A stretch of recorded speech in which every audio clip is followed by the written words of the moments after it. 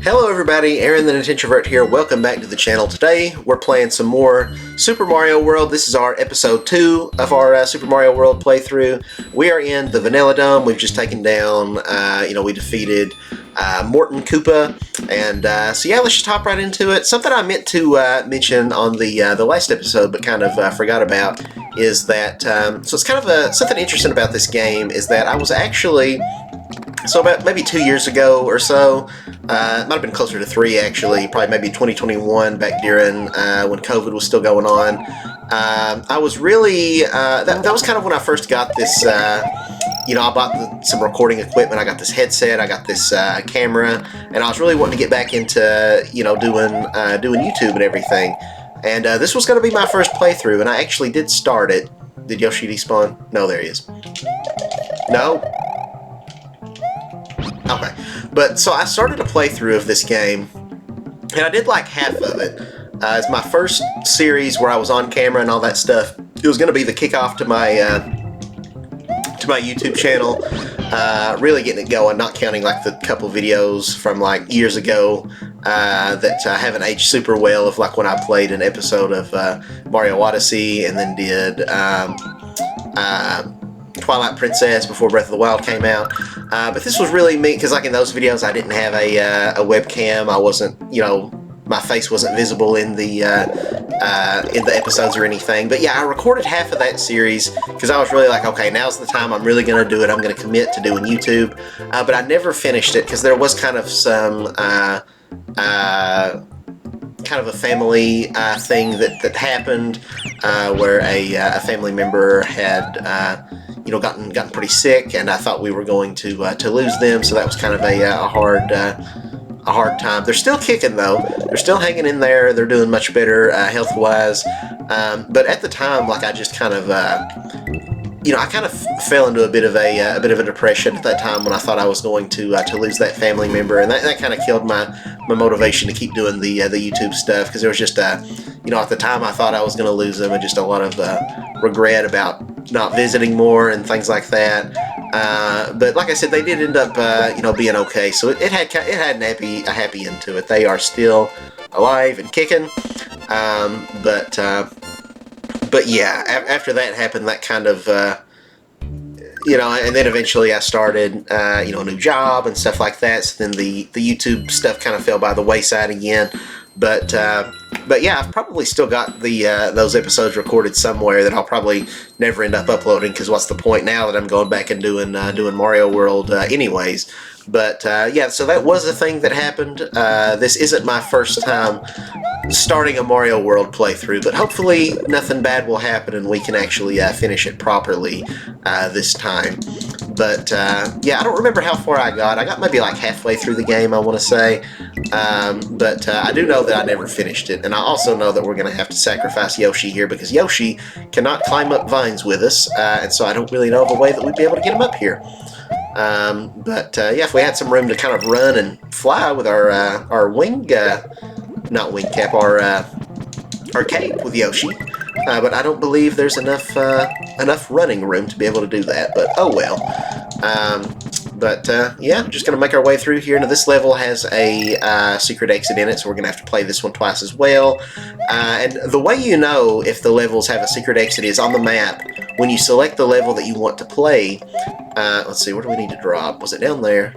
Yeah, it was. Go back. Go, Mario. Go. Okay, good deal. I believe this is where the key is, which will take us to the red Switch Palace, which kind of looks more pink here, kind of like how I mentioned in the last episode. A lot of times what's supposed to be blue looks more purple. I don't know if somebody who was colorblind did the pixel art for this game or what.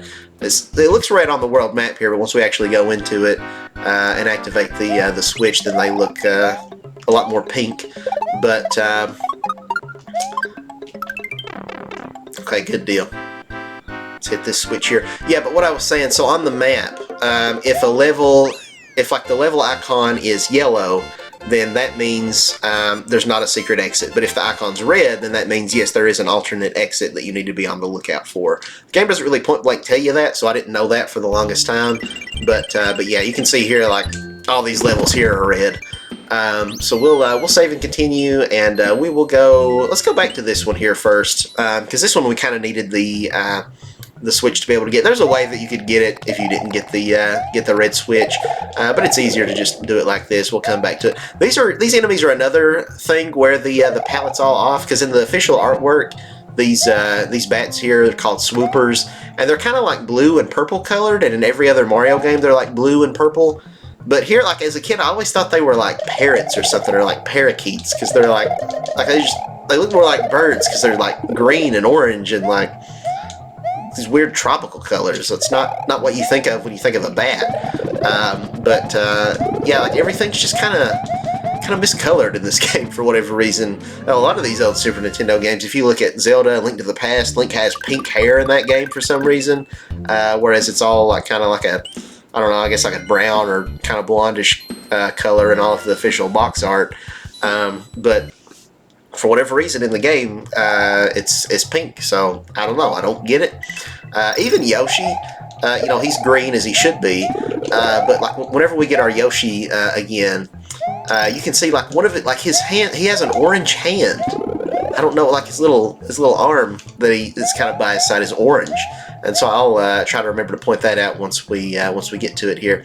There's where we're supposed to get the blue ones and put that spring there, but we can skip all that. We don't have to worry about that. Just fly up there and get our secret exit here. There's one of the charging chucks. It's kicking footballs at us. And it's kind of weird here. Like, he's an American football player, but this is a Japanese game, and like I don't think football as we know it here in the States is very popular worldwide outside of America. Because I've heard people say, like, oh, they should make a Mario football game, but it's like, well, will that really appeal to anybody outside of the United States? Because, it doesn't have that same global appeal as, baseball or soccer, which is what, Europeans and I guess everybody else call football. But yeah, so it's kind of interesting that they reference American football with Charging Chuck, in this game, despite it being a Japanese game.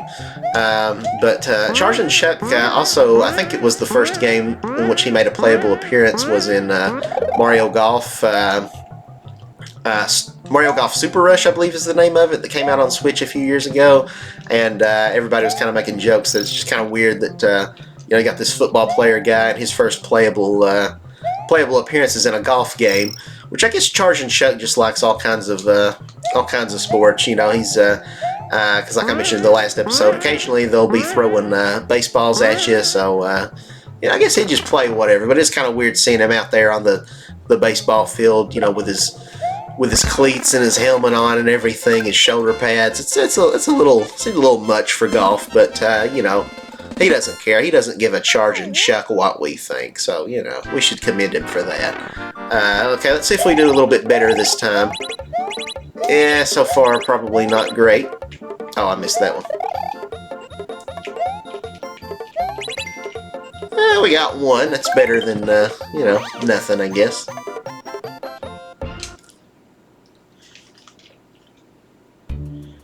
In a lot of these older games, Mario would give the little peace sign there, but apparently Shigeru Miyamoto, the creator of Mario, didn't like that. Like, he thought it made Mario look kind of childish or kiddie or something. So, like, at some point, because like he would do the peace sign in Mario 64 and Mario RPG, but sometime after that, I guess Nintendo started getting a rep of being kind of, games for kids or whatever, not really, for mature games. Like, if you want to play a mature game, then, play Call of Duty or whatever else. And for whatever reason, Miyamoto was just like, it's the peace sign, that's the problem. So they had to censor Mario's peace sign because they thought it was too childish. But, yeah, I don't know that really helped improve sales necessarily. Miyamoto's brilliant in a lot of ways, but, maybe not every idea is a winner. But yeah, so Mario, he's not allowed to do the peace sign anymore. That died years ago. Mario instead advocates for war, not peace. There's a glitch you can do on this level. I forget exactly how you do it. but where you can kind of get stuck in the ground. Let me see if I can kind of remember. Okay, I think I know what you got to do here. You can kind of, let's see, just grab some of these coins, let this turn back to normal. I think this is how you do it. I could be mistaken. It's been a while since I've done this glitch. Okay, now let's see if we jump around. Yeah. And I think we're just kind of stuck here. We've effectively soft locked. Oh, never mind. I was gonna say we've soft locked ourselves here. Oh, there was a fire flower right there. Let's do it one more time because there's kind of something funny that you can do with this glitch. Let's rewind a little bit further. It's nice that we're playing this on the Switch Online, which kind of more or less is kind of an emulator, I guess, that lets us rewind and stuff. But if we get the fire flower and we do this, Mario will defy all laws of gravity.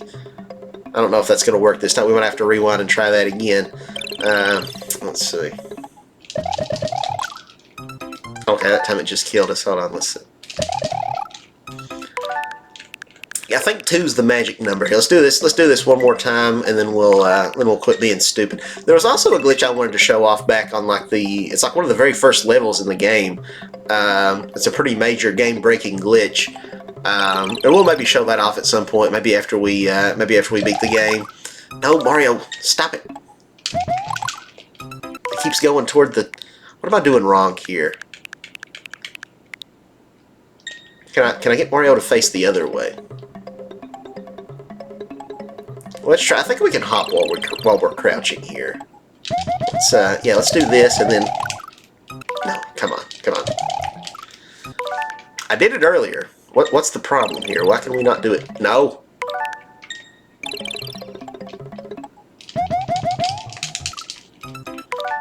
Okay, one more time and then I'm done. Then I promise. Just one more time.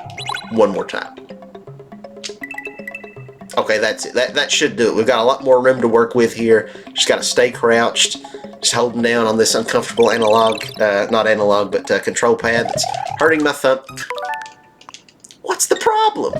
Okay, let's try. Let's hop over here so we got more room. There we go. And when we throw our fireballs, now they just go straight out. They just kind of defy gravity because normally, you know, they bounce. Once we get trapped here, they just kind of go straight out. So.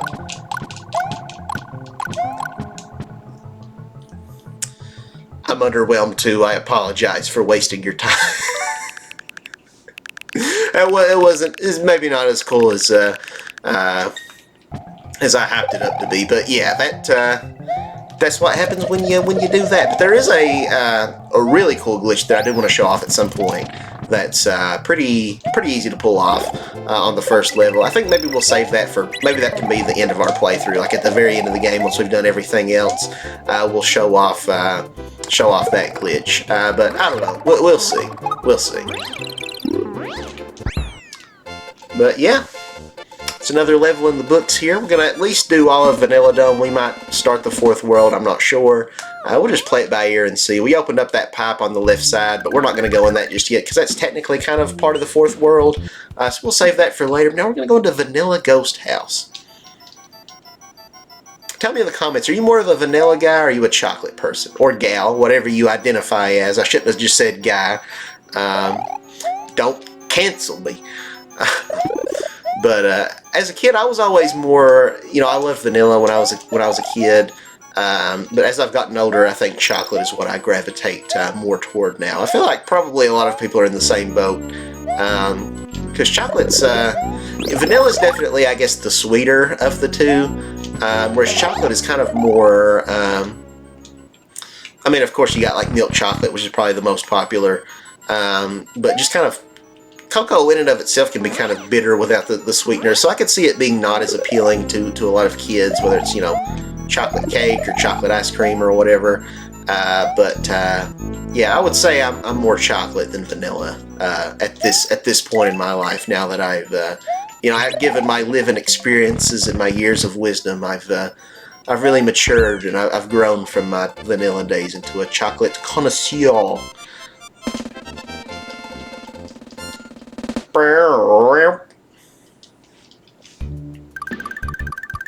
So we got 3 more levels here, and that'll be another world in the books. So let's get right into it. I think is this the lava one? Yeah. So we got these moving lava tiles here, these bone These skulls, like whose skulls are these supposed to be? Because like I don't think it's like a dry bones, like a Koopa skull. Like looks more like a person's skull. So is that, or maybe it's like some kind of skeleton mushroom or something. I don't know. But although if that is just like a regular human skull, how is it managing to survive floating on lava? Is what I want to know. We'll make our way through this treacherous pool of Campbell's tomato soup here. Look out for these enemies. Now these guys have an interesting name. I'll give you 5 seconds to see if you can guess what the name is of those lava hippo-looking enemies that come out and launch at you. Do like a Jeopardy music. Okay, your answer's locked in. Are you ready? That enemy, his name is Blarg. It's like Blarrgh or something like that. Blarg. I don't know. You tell me. What would you have named it? Kevin? What kind of name's Kevin? See, it's a good thing Nintendo's making these naming decisions and not you, because Blarg makes way more sense than Kevin. Come on, I can't believe you people in the comments. Why were you going to name him Kevin?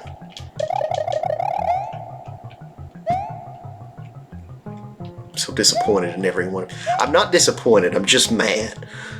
No, but anyway. But yeah, so those enemies are called Blarg. You can find a lot of beta footage on the internet of Super Mario 64, which we, again, already played on this channel, so go watch that if you want to. And you've got a level that's called Lethal Lava Land, which is, like this here. It's filled with lava. And, so apparently, there's 3D models that exist in the game's files for Blarg was supposed to return. Yoshi loves this tomato juice here. It's so good. Tomato soup. So where I grow up, I don't know if this is a common dish anywhere else in America or around the world, but we would eat macaroni and tomato juice, which is literally just like one of those little cans of tomato juice that you get. You put it, you boil your macaronis for, however long, your elbow noodles or whatever, like you're making mac and cheese, and then you drain the water. Then you just pour the tomato juice in there and then just eat it with a spoon. It's mac and tomato juice. I don't know if anyone else does that, if it's just a thing with my family. It goes good with some fish, though. If you eat it with like some fish fillets, that's pretty good. We got some enemies up there. Let's go up here. It's kind of a alternate little route here. Maybe we get an extra life. I don't think there's not like a secret exit on this level or anything. We got this enemy. I forget the names of these guys. So I was talking about in my Mario 3 playthrough, there's this black variety of plants and there's the white variety, and the white ones kind of hop around at you, and they're called nipper plants. With a P. Be very careful how you say that. I cannot stress this enough. But these ones are called something different, but I can't remember, because I googled it. I was like, which one's what? And yeah, the white ones are the nipper plants, and the black ones I don't remember. This is gonna bother me too much. I have to look it up. I gotta look it up, and I'm not gonna cut this out of the video. We're leaving it in there. Munchers. Okay, those ones are called munchers, and the white ones are called nippers. This is going to be on the test, so I hope you're studying. You got to remember this. It's very banjo music. So that's a fun fact. So Shigeru Miyamoto, the creator of Mario, is this Japanese man born and raised in Japan, lived in Japan all of his life. His favorite genre of music, bluegrass, which to me is just so weird. Just growing up in the heart of Appalachia in Kentucky. And just it just shows you just what a small world it is after all. This guy on the other side of the world. I'm, an American obsessed with his games. This company in Japan, my life would be so radically different if not for Japan, really. And then this guy on the other side of the world, here I grow up where, kind of the heart of bluegrass music, which I've never particularly cared about whatsoever. But he loves it. So I don't know. It just goes to show something. I'm not sure what it goes to show, but whatever it is, it does go to show it. But I don't know, it's interesting, just things about your own culture that it's like, yeah, I don't really have an appreciation for that. But someone who I do really appreciate, who's from a completely different culture, really appreciates that aspect about my culture, and now I'm dead. I was trying to run, and I hadn't built up max speed yet, but just kind of, because if you're holding the shell, you can kind of, I would have been able to get all those blocks there. But let's try that one more time here. I don't know what the deal is with these kind of like polka dotted flower, almost looks like a present with a bow on it platform. I think we can go down one of these. I also don't know what's up with these diagonally shooting bullet bills coming from all directions. Yeah, we got another one of these guys, another bunch of severed heads of Bowser's slain enemies just floating down the lava here. But like, what are their skulls made of? Like, what kind of minerals or what's a skull? What is a skull made out of? Or bones? I guess just like a bunch of just minerals, I guess, just calcium and I don't know. So like, what are they made of that's so indestructible that lava is not able to burn it? Like, I don't know. I mean, I guess they found remnants of people that was like preserved under the lava from like Pompeii when that volcano erupted. So I don't know. Maybe bones are just that durable. I don't know. Okay, he hopped back out, so that's now we're hurting a little bit. How did I not get it that time? There was one in the last episode where it gave it to me when I feel like I didn't come close. I was like, why did the hitbox let me have that one? But that one I feel like I should have got. So I'm salty about that, chat. Welcome to the Salty Splatoon. How tough are you? We're going to play SpongeBob Battle for Bikini Bottom one of these days on this channel. I've made a million SpongeBob references as it is, so you know, gotta meet that quota. I was talking about one SpongeBob reference every episode. Although I think I might have, I don't think I made a SpongeBob reference on the first episode of our Mario World playthrough here. So it's bad me. What are you doing?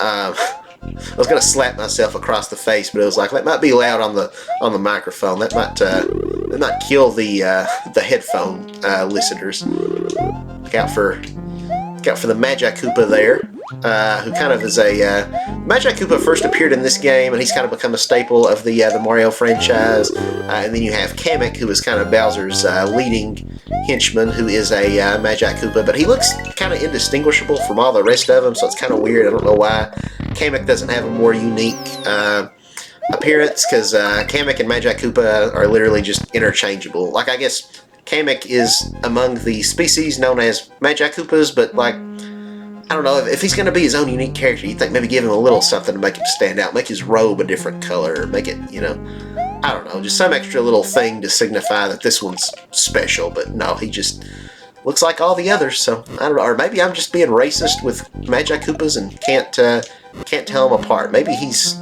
very different and I'm just misjudging him. I don't know. Here I am just saying that all Magi-Koopas look the same. Like, I'm part of the problem. I'm perpetuating all these harmful stereotypes. The Mushroom Kingdom politics, it's a very complex dynamic, you know. You wonder why all these Koopalings and stuff are out here working for Bowser. That's because, you know, they're just very misunderstood. They don't get the same treatment that they deserve in the Mushroom Kingdom. They're considered second-class citizens compared to Toads. You know, they're always told that they look alike, and it's just, you know. Bowser is a revolutionary trying to take down the corrupt monarchy of Princess Peach, you know. He's sick of her totalitarian, authoritative reign. And, yeah, so this guy here, we just gotta hit him when he pops his head out, like a little game of whack-a-mole. Look out for the fake dummies. They won't hurt us if we hit him or anything, but it won't, you know, won't damage him. But yeah, he's dead. Pretty easy boss fight. But yeah, that's another level in the books. And, yeah, we've been recording for 24 minutes, so do I want to go ahead and do another world? I don't know. Because, we did 2 worlds in the first episode, but they're pretty short, pretty easy. Yeah, and see, Mario, he's just committing mass terrorism. Like, each time he defeats one of the Koopalings, he has to... Like, what's the point? If you already beat him, why do you have to blow up his castle? Like, there were people living in there. Did you not see all those other enemies, so to speak, that were in there? Now they're all just dead. Mario just blew up just their headquarters there. I didn't even read what it said. Let's rewind. Mario has triumphed over Lemmy Koopa of Castle Number 3. Mario's quest is starting to get much more difficult. Have you found the red and green switches yet? Yes, I have, game. Yes, I have. I don't know, would you call that breaking the fourth wall? Because it was talking to me specifically, but it was kind of just, you know, I don't know. Let's just, we're on the Cheese Bridge area. It's a weird name for the, it's like, what are we going to call this level? Like, they're in the meeting, you know, the boardroom. It's just like, what are we, they just drew 3 random names out of a hat. Just, okay, guys, we got Cheese. Let's see what else we can pull out. Bridge area, Cheese Bridge area. And they're just like, brilliant, genius, let's roll with it. But anyway, Cheese Bridge area. Let's do it. Let's do Cheese Bridge area. Why the heck not? Now this is one that also has a secret exit on it.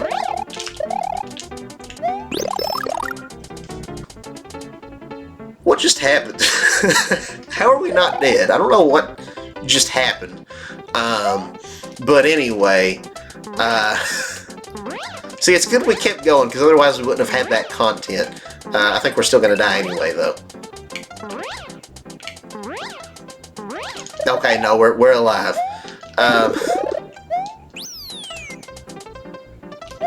That was a doozy. Yeah, the secret one, we kind of, it's much easier if we have Yoshi, who we do not have right now. We have to sacrifice him. Literally, we have to forsake Yoshi and watch him plummet to his death in order to get the secret exit. Otherwise, it's pretty much impossible. There's kind of a way, but you know, you have to get very lucky and kind of perfect with the timing. We'll see. We'll make one attempt at it. If we can. Oh, I didn't want to grab that. That's the way we're supposed to do, is grab onto that thing and look out for those electric saw blades. Okay, well that didn't exactly go according to plan. What's the point of having electric saw blades like that? Like, they're not, like, see, like it's a regular saw, but it's like electric powered. It's not a chainsaw, because that would be one thing, but it's not like the blade is moving. It's just an electric saw. It's not a chainsaw. And like, what's with these things? It's like you grab it and it moves. It's like steam powder. You can see little smoke coming out of the little things on the top. I always thought it was a camera. Does that not look like a camera? That little purple whatever that's causing this little rope to move. Yeah, okay, here we can get a run and go. So let's try from here, and if we do this perfectly, yeah, we're not going to be able to. You can kind of dip under there, fly under the goalpost, because if you notice, that's your only little hint to go off of, which is kind of clever. A lot of these old games from the 90s, like I talk about in Crash Bandicoot and whatever else, it's like, how would you figure that out without a strategy guide? But that one, it's a very subtle little hint, but I think it's kind of clever that there's that arrow sign beyond the goalposts to tell you that, like, you know, because normally the arrow is before you get to the end of the level. But that little hint there that there may be something more than meets the eye. But yeah, we got Monty Moles. That's another enemy that made their first appearance in this game. Good old Monty. I call him Good Old Monty, even though he's very annoying, kind of like a real mole that you might have on the side of your face that you just go to get lanced one day because you're just sick of all it. I had it. This is probably TMI, but like for the longest time I had this like mole on the top of my head, and I finally in the past year I got that thing removed, and yeah, it was always so annoying because like you go to the barber shop, you're getting a haircut, right, and you always got to make sure to tell them to like watch the mole, because if they don't know, if they comb over that thing, that really hurts really badly. That's extremely painful. So yeah, the Monty moles in this game are about as annoying as a real life mole. But yeah, that's enough about my medical skin issues and blemishes and other imperfections with my body for today. But next episode, you never know, we might go into even more detail about my various skin issues. Anyway, now is not the time for that. We're going into the next level. Okay, so now we're going to turn around. We're going to turn around every now and then again. I don't know the words. Turn around. Because So if we go up to the to that pipe over there on the other side, we actually didn't do this last time when we opened up the secret pipe, because I guess this is technically part of World 4, is going up and doing this. So we're gonna do that, and I think we can get a Yoshi here, which will be useful to go back and do the Cheese Bridge area, which we're gonna have to replay. I love that Cheese Bridge area. That's just I don't know. I'm just gonna start saying that without context to people. That'll be like my voicemail when someone calls and just Cheese Bridge area. Please leave your name and your number, and we'll get back to you. And it's just like, what the crap is the Cheese Bridge area? Everyone will be so confused. But I wouldn't have it any other way. Probably could have gotten one up here bouncing off these guys. Maybe we still can.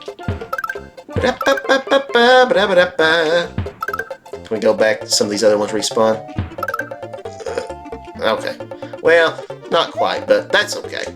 If I'd been doing it from the get-go, we probably could have gotten something there, but is it that important? Not really. We got 49 lives, and we're like halfway through this playthrough anyway, so we're probably going to have 99 at the end anyways. Kind of like with Mario 3, I think we ended with somewhere in the 90s. I don't think we quite got to 99, but it was close. Eat this Spiny. I don't know how that isn't Yoshi's... isn't just destroying his throat, but... No, stop it. I didn't mean it like that. Y'all are so immature. You need to get your minds out of the gutters, people in the comments. That's not what I meant. That guy just reproduced by budding. Like a sponge. That's kind of weird. I don't know what happened there. He just split into 3 people. Talk about split personalities, am I right? Cue the Seinfeld music.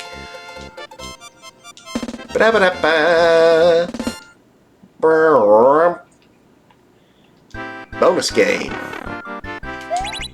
I'm not.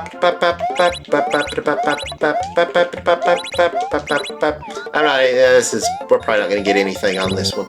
Nope. Wah, wah, wah. There's always next time. There's always next time. Unless, you know, we die or something, and then, you know, then there's not a next time, because, you know, we're dead and we missed our window of opportunity, and now we're just, you know, just a life full of regret. But anyway, so this level we got these dolphins, and in the Japanese version of the game you could actually eat these guys, but they took that out in the US version for, I guess, cultural sensitivity reasons, because in Japan they eat dolphins. Maybe not everybody. I don't know how widespread it is. I don't want to, like, you know, perpetuate any stereotypes or whatever, like, you know, I don't know, but yeah, that's not considered as you know, taboo of a thing as it would be here in the United States, because dolphins, I guess, are one of the more intelligent animals, kind of like you know, your primates and what have you. So a lot of people, you know, in the Western world are a lot more hung up on you know, eating them, and I'm not really going to weigh in on all that, but yeah, so they kind of cut that out in the American version of this game, where Yoshi does not eat the dolphins, which is kind of cruel when you think about it. Regardless of where you stand on the hot dolphin-eating debate that everybody's talking about, but you know, they were being helpful and letting us use them as platforms to evade that puffer fish down there, who's called a what's the name of it? Porcupuffer is his name. So I guess you combine puffer fish with a porcupine. Yeah, that enemy used to kind of terrify me as a kid, though, because he would just chase you down relentlessly in the water, just like a shark. Just I really like this underwater castle level. That's not something you see a whole lot. I know a lot of people hate water levels, and they're not always my favorite either, but I think it's neat whenever you've just got like a completely flooded castle. It's filled with all these dead fish here. It's neat. I like this level. But I don't like this situation I'm finding myself in, though. We got through it, though.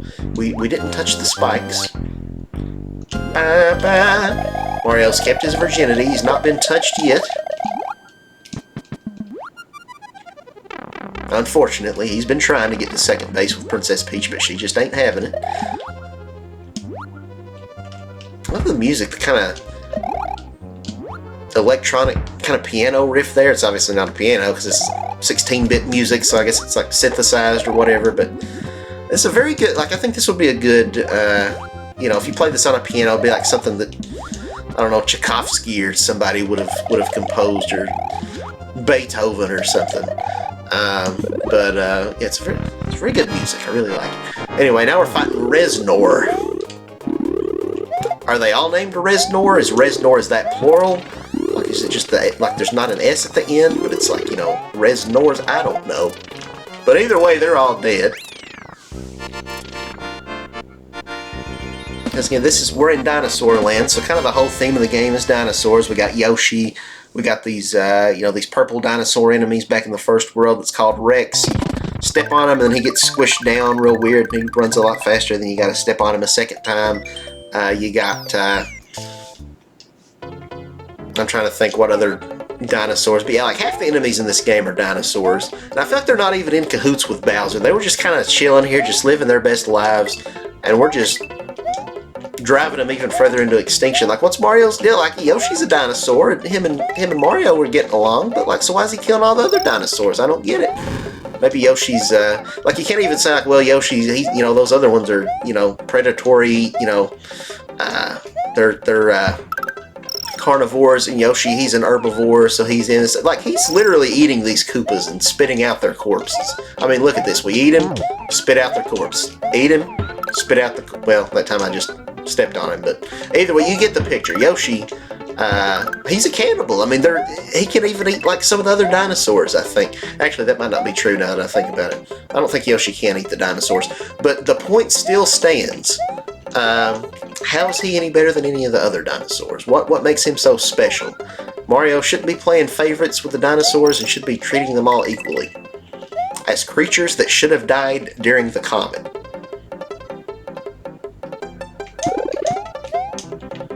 Although I guess technically, like I said, we will have to sacrifice Yoshi by throwing him off a cliff here in a bit, so, you know. Now, apparently when Mario, if you notice his little animation to make Yoshi stick his tongue out, he's like hitting him in the back of the head. So I guess Mario, maybe he's abusing Yoshi more than any of the dinosaurs. So I guess maybe I shouldn't be hating on him too bad. He's abusing all of the dinosaurs equally, which is what we like to see here in a democracy. But yeah, like I was saying before, so you can see if you look closely, Yoshi's got a little orange arm there. It might be a little bit hard to tell because it's not very big, but yeah, he's got orange hands on his sides there. So yeah, just weird stuff with the color palette in this game. I don't understand why they did the things that they did. Just weird oversight, because it's like everything else in these Nintendo games is very polished. You know, you got the Nintendo seal of quality, but for whatever reason, it's just like, Our color quality control department just fell asleep at the wheel that day, so sorry. But, yeah, we've been recording for 37 minutes here. We're getting close to wrapping up this world. So once we beat this world, we will probably call it there. So maybe we will just continue to stick to doing 2 worlds each episode. It's not taking us all that long. We'll probably be under the 50-minute mark anyway by the time we finish this one. So yeah, we might do worlds 5 and 6, and then do 7 and 8, and then... well, we might do 5, 6, and then... Actually, there's not an 8. Is there just 7 worlds in this game? I kind of feel like there are. Then you've also got the Star Road, and then the Special World, and we've not done any of that yet. So, I don't know. We'll figure it out. We'll figure it out. Either way, though, I think I want to do the Special World stuff first, and then we'll go back and do World 8. Like, we'll end it with beating Bowser at the very end of the playthrough once we've done everything else. So yeah. Let's, the frame rate drops. We are lagging. I don't know if there's anywhere else in this game where the frame rate drops like that, but that was kind of a very noticeable one. I'm not normally one to, okay.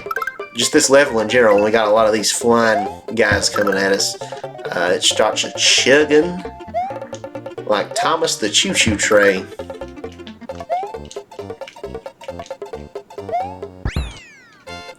Yay! 21. I hate that thing. That's such a stupid... Back when Vine was a thing. That was before TikTok, I think, when we had Vine. And then TikTok kind of just became the new Vine, basically. But I don't know. I'm not one to really follow social media trends. Oh, are we going to get a perfect? No. Oh, man, the pressure's on. No. What is with the hitbox on this thing? No. Man. That would have been so good to have on camera. That would have been my first time getting a perfect one of those. I'm disappointed. L. Big L. Drop an L in the comments below. I'm glad it'll let us go down here, even though we hadn't beat that castle yet. I didn't know if it would let us go down that ladder. But now that we got Yoshi, let's redo the Cheese Bridge area and get the secret exit here. So we'll try our best not to lose Yoshi. Let's fly up here. We'll land on this just because I don't know if Yoshi can fly all the way across there. Because you know, it kind of does nerf the cape here when you got Yoshi. You're not able to just fly infinitely with it like you can when you're just Mario. But yeah, we'll slowly make our way through here. Just kind of chillaxing, chilling out, maxing, relaxing, all cool. Shooting some b-ball outside the school. But you know, it's kind of funny. This is just a random fact, but there was actually it's like a school went into lockdown one time, but I don't know if this was in the 90s or the 2000s when this was, because there was a kid who had the Fresh Prince of Bel-Air theme song on his answering machine, like some high school kid, or like maybe it was like on his cell phone. I don't know what it was, because again, I don't know the era, if he would have had a cell phone at the time, or if that was before that, or if he just, for whatever reason, if his parents let him, you know, record something to be on their voicemail. But so someone from like the school administration had called his house, and he didn't pick up, and they heard the voicemail, and they misheard the lyrics where it says shooting some b-ball outside the school. Thought he said shooting some people outside the school, and yeah, that became kind of a whole incident, and they had to go into lockdown. So that's an interesting story. But yeah, anyway. So now we're on to Soda Lake, and once we beat this one, we'll be able to do the castle and then wrap up this episode. So let's get to it. This is one of the trickier levels, I would say. You've got a weird Mario enemy here called. Now this isn't a Bullet Bill. He looks a little bit different. He's kind of got a creepier smile, and he's underwater, so he's not a bullet. He's a torpedo. This is Torpedo Ted. And as you can see, you got Mickey Mouse just kind of sticking his hand out, just go. Hot dog! Have a Torpedo Ted! Mario, you son of a... Coming along becoming the new mascot. I was the original mascot character, Mario. The nerve of you, video games becoming more popular than cartoons. Curse you, Nintendo! Why won't you let Disney buy you out and be part of our conglomerate corporation that's gonna take over the world? That's what you get, Mario! Oh no!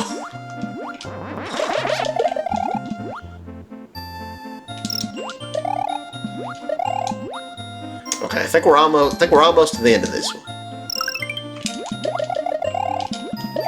Got the skull and crossbones on the little cannon. I don't even know what it's not really a cannon, it's just whatever this contraption is that's just kind of pulling him out and just dropping him out. Oh. Okay, so we've made our way through it. Not too bad. And yeah. Now let's just remember to take a moment of silence, say a silent prayer for our slain Yoshi comrade who we had to sacrifice to get to this secret level. Yeah, okay, that's enough. And yeah, we unlocked another way to get to the Star Road here, but we're not going to do the Star Road yet. We're going to save all that closer to the end. But yeah, now let's just do this fourth castle here, and then we'll call it an episode. Ludwig's Castle. Ludwig is my favorite of the Koopalings. I think I said that during our Mario 3 playthrough. Even though they did get the palette wrong on him, just like so much else in this game, he's supposed to be a well, like in all the official artwork, he's got blue spiky hair, and then I want to say he also had a blue, or is supposed to have a blue shell in the promotional art. He does nowadays, but back then he might have had a green shell. But in this game, he's got solid white hair and he's got a yellow shell. So I never knew about this for the longest time. This was like years later that I found out that you can jump through this if this isn't solid, and there's a secret area over there. I found that, I think, by pure luck one day. That takes us to another little bonus section here where we can try to get one-ups, but continually fail. Left or right? Which one do I go for? Comments, tell me. See, if I was live streaming this, I could have the chat tell me, but... Good job, comments. Good job. I listened to the vibes that I knew you were thinking before you even saw this episode, because it's not been uploaded because I'm recording it right now. Good job, comments. Without your blessing, I never would have made it through. Alright, now we got this falling ceiling that's about to impale us to death. Hit this off switch to reverse the direction here. Kill these little guys. I don't know what the names of these enemies are. It's kind of like the Buzzy Beetle enemy, but it's a skeleton. Is it like a dry Buzzy Beetle, I guess? You got dry bones, everything else is dry. So, I don't know. What we got over here? We got a... Okay, I thought so. I thought we had a feather in this one. Come on, grab it, Mario. Grab it.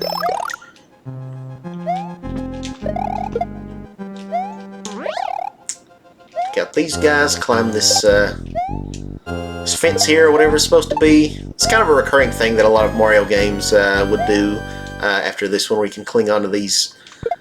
I guess it's a fence. It's just kind of floating in the air here, so I don't fully know what this is supposed to be. But yeah, I guess just kind of a metal fencing. And sometimes you can punch a thing, and then Mario will flip it around, and we'll be on the back side of the fence, kind of like how these guys are doing. And we can kill them from the other side there when they're opposite of us. But here we go. We're going to take on Ludwig. I love this guy. Hey, Ludwig, how you doing? Oh, we're running out of time. We gotta hurry. Yeah, I think he has the most unique boss fight here. It's just kind of this very open arena. Like, normally it's very closed off. You know, you're walled in and you can't like move around in the camera scroll. But yeah, this one's just very wide open. He just kind of chases us around on his shell, which is kind of something that a lot of the Koopalings would do in like the newer games, like the new Super Mario Brothers games. But back then they didn't really do that. He breathes fire at us like Bowser, which none of the other Koopalings do. So yeah, I don't know. I just think it's a very unique character design. I love his spiky, weird hair.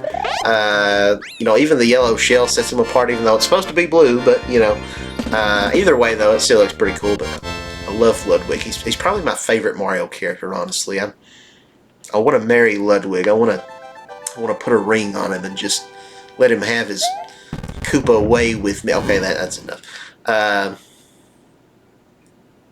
Once again, Mario's committing terrorism.